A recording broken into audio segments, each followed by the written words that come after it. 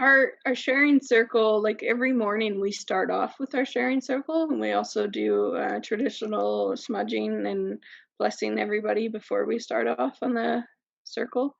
Mhm. Um, what really I see that alkali really has to offer people is they they come from the heart and they speak from the heart, and sometimes it can be really heavy, but Mhm. sometimes that's what people need, and they need to speak and get that stuff off their chest. And also, like, there's no judgment. So, people will say, like, some of the, and I'll speak it for Freddie because Freddie is one of them, but Freddie will say, at one point in my life, I was laying on the street drinking away. I was there with you and the way you are now, and we're here to help you. Don't feel that you're being judged or anything. We are the same. And so I think a lot of that understanding is a huge thing that alkali has to offer. Right. Yeah, So the shame of the addiction and where people are at yeah. is met by this, yeah, we're all here together. Ken Johnson, which is the guy that has been running it for, I think, like close to 40 years here in Alkali. He doesn't like to call it the AA meeting. He likes to call it a support group meeting. And Okay.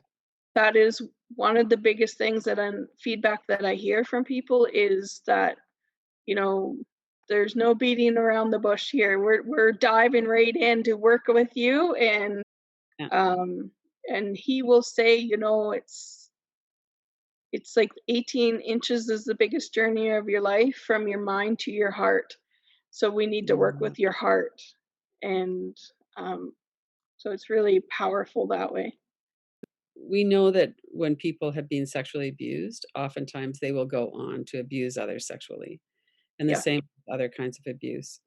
So part of the healing circle and part of the pain of I can't be in my heart because I can't acknowledge that. Mhm. How has that worked with in the support groups and at your center? It seems to me like there's a different approach than you might find elsewhere. Freddie actually breaks it down pretty good.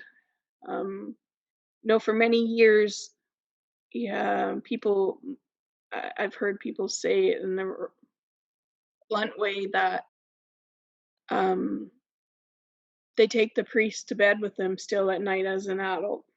Right. And so, how do you stop that? Um, Freddie says, it does become to realize it's about forgiveness and realizing and understanding that that priest or that person who sexually abused you learned that behavior from somebody else. So it Yeah. becomes to be a passed down behavior.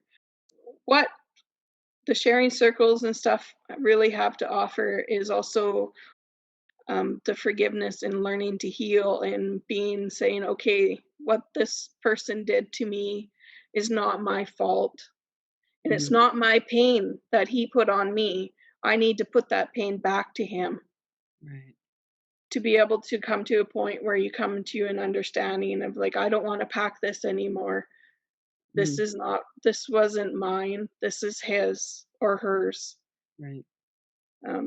So that takes a long time though. That's not something easy to do right away. Like, you got to really work at that for a long time. And um, but it all goes around to learning the education and stuff around it too. Like, meaning um, understanding that behaviors are passed on and understanding the reasonings behind it. Welcome to the 2021 Radical Recovery Summit, presented by the Kilby Center for Recovery. This is Lynn Fraser, your moderator. This year, our theme is Feel It, Heal It, a new paradigm of recovery, featuring a diverse group of thought leaders and innovators, people who are working on the ground in the new field of addiction recovery.